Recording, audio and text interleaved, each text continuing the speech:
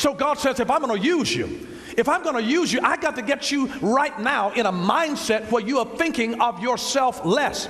I got to get you in a mindset that this thing is not about me, this thing is through me, that God wants to use me to bless somebody else.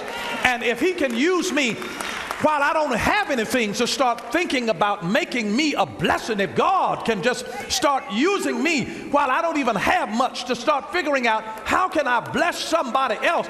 God says, I put you in that place where you couldn't save money, where you couldn't gather anything, I put you there to humble you, to prove you, to see if I could trust you, to be grateful over the little stuff that you got, so that when I really bring you into a place where I am blessing you with watermelon and tomatoes and green beans and cucumbers and onions and garlic, when I really bring you and bring some variety in you, they start complaining. I'm tired of the same old bland stuff day after day after day. That's only for a season. Your struggling and living hand to mouth is not a lifetime sentence on you. If you walk with God, God will bring you into a place. He brings you from survival mode to success mode to significance mode. You become significant not by what you do for yourself. You become significant by what you do for others. And you're born in survival mode, and you are in survival mode in the wilderness, and he's trying to prove you to see, can you be grateful when you just have enough to make it, when you're still struggling, where you don't have enough to be able to even sow any place, but can you still be grateful with what I've got while I am sustaining you? Can you go through school and you're working in school, trying to work your way through school, and you don't have extra money, and you're praying to be able to have enough to be able to pay the tuition for the next semester, and still try to eat right now? You can't be going through school struggling trying to pay your tuition and going to Ruth Chris. No, you're going to have to get familiar with some cereal and ramen noodles. I mean, you can't eat a whole lot of other stuff. You'll have some peanut butter and some crackers. You're splurging if you get some cheese. And you got to be in a position where you can still say, Lord, I thank you. I thank you that you've got me in this place, that where I am right now is not where I'm staying. I'm on my way somewhere. You're doing something in my life. I may not like it right now. I can't eat like I want to. I would love a little gravy and some potatoes with this, but I'd love a little sliver of bacon with this. Just one little piece of bacon. If I could get a ham hock, Lord, with some of this. And if we knew that we could have that, but some of you are in that place, you're in that place, and then years later, God finally explains the reason. God finally explains the reason as to why they were going through this. Here they are. Number one, he was helping them learn humility. He was helping them learn humility. Notice in verse 2, he said, remember how the Lord your God led you all the way in the wilderness these 40 years to humble. They were learning humility. They were learning humility. He was helping them to learn humility. You'd be surprised. You'd think that poor people automatically are humble, but they're not. I have seen some folks that don't have a pot to do you know what in, nor a window to throw it out of, and they're just arrogant divas. They act like they don't have a need in the world and can't let anybody know it. You'd be surprised, but he was helping them to learn humility. Here's number two. He was teaching them dependence on him. He was teaching them dependence. Notice verse 3. He said, he humbled you, causing you to hunger, and then feeding you with manna, which neither you nor your ancestors had known, to teach you that man does not live by bread alone, but every word that comes from the mouth of God. Every word that comes from the mouth of the Lord. He says, I gave you manna. The word manna means, what is it? It means that they didn't even know how they were being sustained, by what means. Can you look back in your life and realize, God, how in the world that you helped me to make it with 2 children on my salary? How did you help me, God? What is it that little job that I had? How is it that I was able to make, anybody know what I'm talking about in this place today? How is it, what is it, God? What is it, God, that you helped me to be able to do this with my little income? You helped me to finish school. How did you help me to be able to take care of this and that? And how did you do it, God? What is it? What is it? What is it? He's teaching us dependence on him. He's teaching us dependence on him. He says, just trust me. Just trust me. Just trust me. Lean not to your own understanding, trying to figure out what you can do in order to make ends meet. Don't lean to your understanding. Don't you try to figure it all out. Let it go and start trusting him. Trust him. He says, lean not to your own understanding, but in all of your ways acknowledge him. Acknowledge it was God. It was God. God was the one that helped me. God was the one. You'd be surprised in the wintertime. Here you are cold, and God will lay it on somebody's house a heart to come there and bring you an extra coat that they had in their closet, and they were cleaning it out at the very time that you needed it. And here they were bringing you clothes. Anybody ever had somebody to give you one of them Holy Ghost handshakes and had a $20 bill in it, and you were really down to nothing, and you just wondered, God, how in the world did you know to bless me right now? You spoke to somebody. That's manna, baby. What is it? You don't even understand how they knew what you needed in your life at that time. But here comes divine manna that God is sustaining your life supernaturally from stuff saying, what is it? How did I make it, God, during this time in my life where I was having a hard time and you made a way out of no way for me? What is this? How could I do this? How did I make it and I didn't have to lose this? How did I do it? That's what you call manna when you can't even define it. You don't even know how you made it. You don't even know how you got educated. You don't even know how you got that job. What is it? That's manna, baby. That is manna. That's manna. That's manna. That's manna. It wasn't because you had all of the qualifications and you were adequate in everything. Some of you married above what you should have been able to attract in your life. You better thank God for manna. What is it? What is it? You don't even understand why they hired you, because you didn't have all of the qualification. God had manna on you. What is it? What is it about me that made you choose me? There were some other folks that were more qualified than me, but Lord, you blessed me with this opportunity. That is manna. It may not be everything, but it's something right now to sustain you in your wilderness season of your life. God's got a plan. God's got a plan. God's got a plan. He was helping them. He was helping them to learn humility, and he was teaching them dependence upon him. Number three, he was teaching them that life is not all about food. It's not all about food. When he said that man shall not live by bread alone, but by every word that proceeds out of the mouth of the Lord, he was saying to us that physical nourishment is not sufficient for a healthy life, that man also has spiritual needs. He was saying you can't just do this by bread alone. This is your physical nourishment. If somebody just fed you, life is more than bread. Life is more than meat. Life is more than going to nice restaurants. Life is more than what you put in your body. God let them suffer hunger to let them know that this is not just about life. I mean, I would rather be able to eat beans and rice, in contentment with love and peace in my heart, than to have a steak and sitting there hating the person's guts that's looking across the table from me, hating them over what they've done and how they've treated me, hating them even though we've got steak and all kinds of sophisticated desserts and specialty breads, and then to have it served in the company of somebody that you don't like. He was teaching them that life is not all about food. It's about having nurturing relationships. It's about being able to follow God when you really cannot trace him, to say, God, I need you in my life. I need you when I'm going through. I need you. I need you, God. I need you.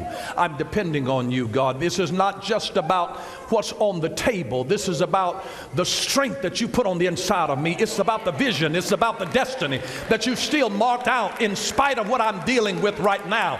It's about the plans that you know that you have established for me. You've got your hands on me, Jesus. You've got your hands on me. And number four, he was training them like a father trains his child. He was training them. You see, he said in verse 5, know them in your heart, that as a man disciplines his son, so the Lord your God disciplines you. You see, he was teaching them discipline. He says, discipline is about doing the same old thing every day.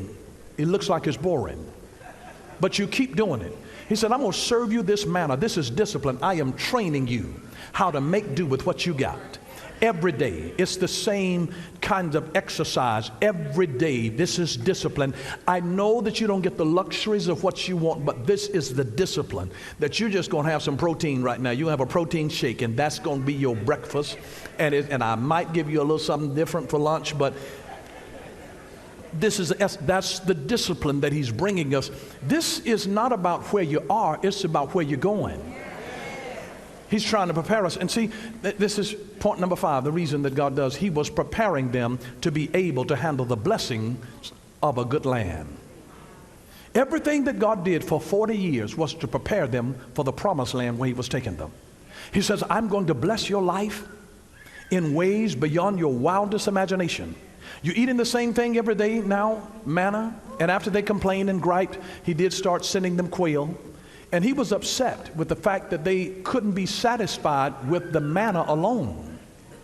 And he says, so you want meat? He said, I'm going to send you more meat than you know what to do with. It'll be running out of your eyes, your ears, and your nose. You're going to start loathing meat. I will send you so much meat you won't know what to do with. And he did. He did. But maybe God was just, while he kept them on such a limited diet of just meat and bread, meat and bread, meat and bread, while he kept them on that limited diet, maybe God was trying to teach them the principle that we have the luxury of knowing in the New Testament of Luke chapter 16 and verse 10. In the New Living Translation reads this way, that if you are faithful in little things, you will be faithful in large ones. But if you are dishonest in little things, you won't be honest with greater responsibilities. He's saying, listen, if you can't be faithful with a little manna that I give you every day and the little quail that I send you, if you can't be faithful with that, you're not going to be faithful when I bring you into the promised land. He says, I want to teach you faithfulness where you are. And really, this, let me translate this into the modern day Bronner translation.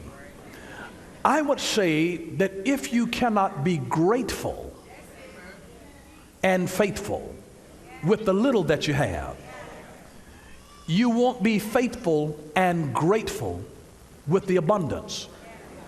He was saying, you got to be able to thank me for sending the manna, which didn't seem like much, and you didn't fully understand it, but it was enough to sustain you.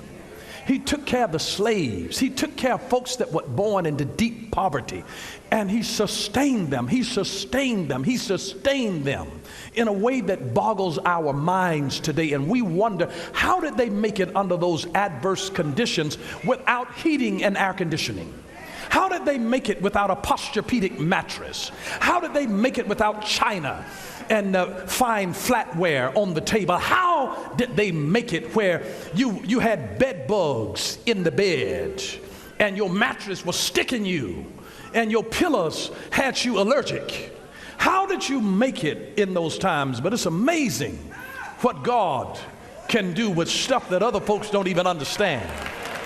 Absolutely amazing. But he said, I've been doing this for all of these 40 years to get you prepared for where I'm trying to take you.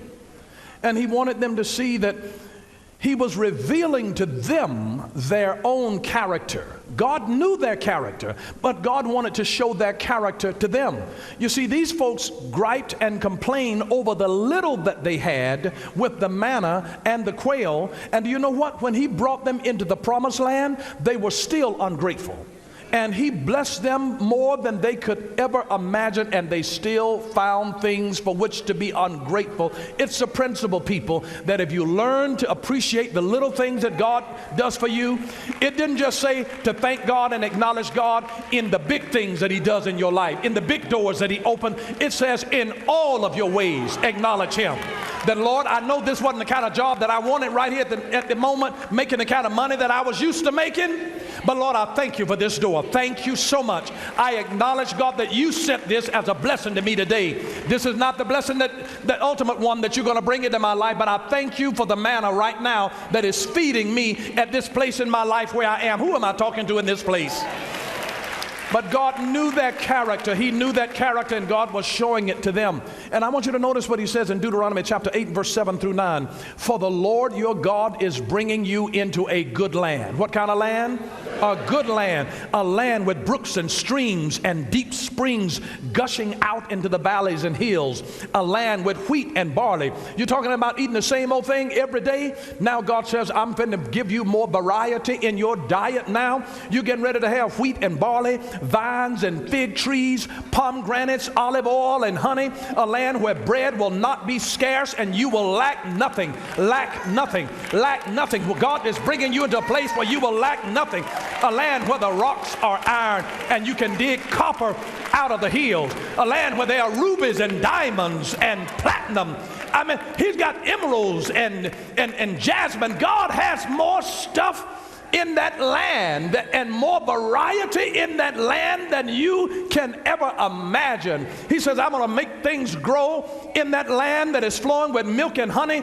It's a rich and a fertile land. And I'm getting ready to bring you all of the variety because I've proved you now. And if you can love me, well, you have to eat the same thing every day. I'm trying to give you now a thing where you can go a whole month and not have to repeat a meal. I'm getting ready to bless you now where you won't have to even change clothes. You can go 3 months without having to wear the same outfit anymore. And you won't have to dress it up here. You don't have but 2 outfits, and now you got to wear a blue scarf with it here and a gray scarf with it the next day, and switch it up and pants this way and wear the skirt with this jacket the next day to make it look like you got more clothes than what you really have. But God says, I'm getting ready to bring you into a place now where there be silk, a land flowing with milk and honey is a land flowing with silk and money. It is a place where God will meet every need that is in your life. You're not going to live the way you've been living if you trust God, if you walk with Him day by day. God's got a plan. I have a strange suspicion that God is up to something. He's got something up His sleeve. You don't think that God is going to keep you in school and not let you get your degree, do you? You don't think that God will let you go through what you're going through and not let you get the certification? If I've been through the fire, if I have been through the flood, I wanted to know I am flood certified. I am fire proved. That I have had this in my life. The Lord is with me. I want you to be able to look at me and know that cancer came, but I came back. That disease hit my body, but I'm still here. You are testimony of the Most High God. He is faithful. He is faithful. He is faithful.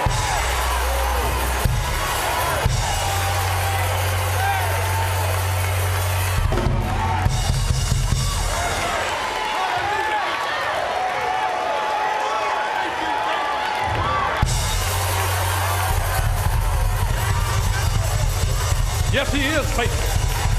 Yes, the Lord is faithful. Yes, He will make a way out of no way.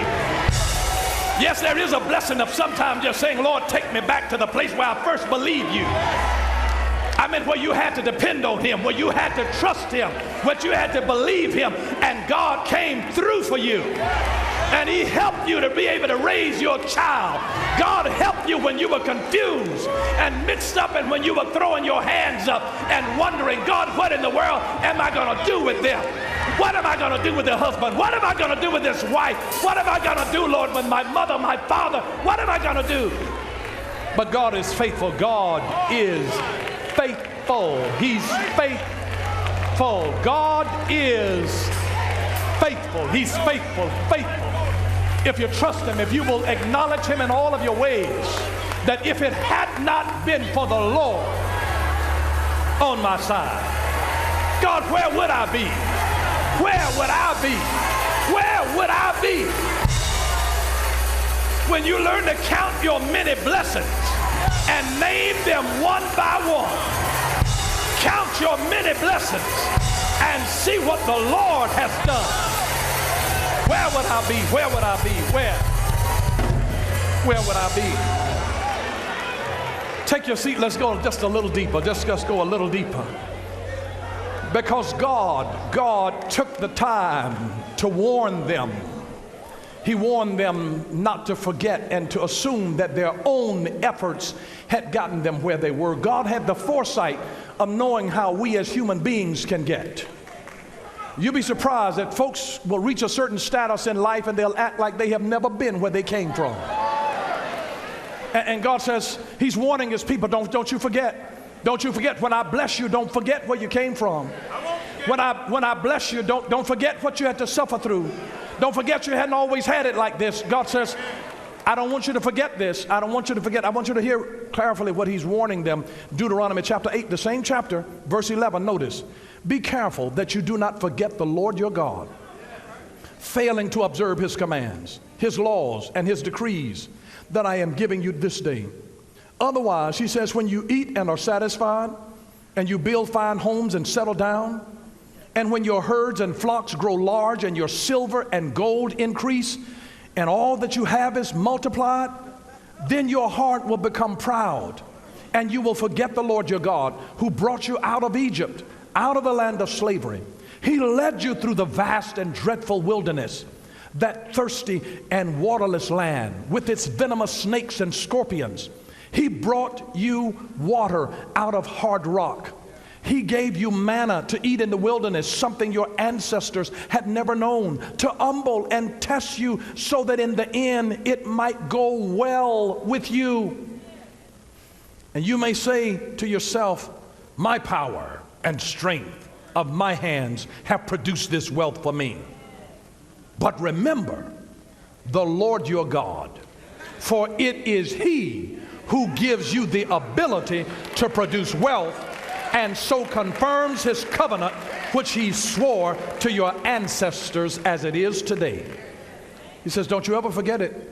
Don't ever think that your hands have gotten you this wealth, but it is the Lord who gives you the ability to produce wealth. It is the Lord who gives you the ability to produce wealth. It's the Lord that gives you the multi-million-dollar idea. It's the Lord that gives you the dream for the business. It's the Lord that gives you the idea for the show. It's the Lord that gives you the idea for the movie. It's the Lord that gives you the idea for the app. It's the Lord that will give you the idea that can change where you are and how you are. But God didn't want them to forget that what he had taught them during times of scarcity. And see, here's the deal. We often have a greater need to be reminded than we do to be informed. We have a greater need to be reminded. Remember where I brought you from. Remember where I brought you from. Remember what I did in your life. Remember how I sustained you when you weren't able to sustain yourself.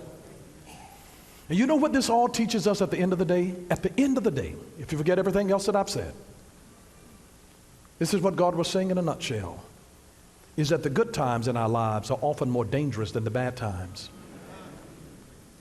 The good times are often more dangerous than the bad times, because if people have a tendency to walk away from God, they walk away when things are well. They forget the Lord in the good times. They remember him when they're suffering and when they're going through the valley, when they're in the dark place, when they're struggling, and when they got to trust him and cry out to him and pray to him. He says, listen, when I bless you, and you don't have to believe me anymore for food for the next day, when you get to the point that you don't have to believe me for the rent, for the mortgage, and for the car note, he says, don't you forget me, that it was me who gave you the ability. It was me. And sometimes God gives us the bad to make us strong enough for the good, so that you won't forget, because God is creating in us a humility to where we have a dependency upon him. And God is reminding us that there are things in life that are worth much more than food, and he's specifically talking about his commands, his words to us are more than just the food. And we're supposed to humbly depend on God no matter what situation we find ourselves. In the good times, depend on him. In the bad times, depend on him. See, we know we depend on him in the bad times. But then when times get good, we don't pray as hard. It's so much easier to stop praying when you're no longer in pain. It's so much easier to no longer pray where you don't have to wonder whether you can cover the rent because you got money in the bank. And he says, that's the time. It's before you get the education. Before you get the education where you're trusting me. And he says, I wanted you to be in a position where you trusted me. And some of your lives, I saw it this way so clearly in the realm of the Spirit, that for so many of us, it was as though God was trying to refresh us from all of the pain of life by bringing us like a glass of lemonade or a glass of sweet tea. We're in the South, and so we like sweet tea. And it was as though God was bringing us sweet tea.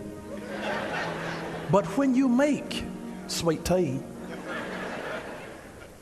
you have the tea brewed, and there's a little lemon that is there that is terribly bitter. The lemonade is terribly bitter. And you know, if you do it like we do it in the South, we don't just put a little sugar in it. Sugar makes everything better. And if sugar doesn't make it better, butter will. But we've got the glass of lemonade, and sugar is already in it. But you know what? You ever gotten unsweetened tea and you put the sugar in it and it goes straight to the bottom? You got all of the ingredients for sweet tea. You got the water, you got the brewed tea, you got the lemon. But you don't taste the sweetness in the tea until there's a stirring. There has to be an agitation. And maybe what you're going through in the 40 years of the wilderness, you've been drinking bitter lemon water and wondering why God has not added any sweetness. And you wonder, God, why am I going through what I'm going through right now? And I'm just here to remind you that He's just shaking you to agitate the sugar. It's in you, it's at the bottom, and it's got to come up so that it mixes into every particle of what God is doing in your life. And there's a shaking that is going on. And so He lets things start being shaken in your family, shaken on your job, shaken in your neighborhood, shaken with your medical report, shaken, because there's a sweetness that God is trying to get to in the lemonade and the sweet tea. And the sugar is in you, and all that you've needed is the shaking. And you wonder why things won't settle down. But God's trying to make you sweet. He's trying to make you sweet. But there's a shaking. The sugar is in you, baby. The sugar is in you. The sugar is in you. The sugar is in you. Tell somebody next to you, the sugar is in you. The sweetness is in you. It is in you. You don't get it mixed into all of the parts until you get agitated. You've got to have a shaking and a stirring and a shifting and a moving, and God's got some ice on the inside of you, and He's got you in a shaker, and you're wondering, God, when is my life gonna settle down? When, God, my thoughts, I can't sleep at night, I don't know what you're doing. Why, God, I'm so thirsty. God, when is the bitterness gonna stop? Jesus, help me. Jesus, help me. Jesus, help me. And there you are, not realizing God is stirring your ingredients. Sweetness. Thank you for watching Power for Living with Bishop Dale C. Bronner. Join us again next time for Power for Living, where revelation is power. Power for living.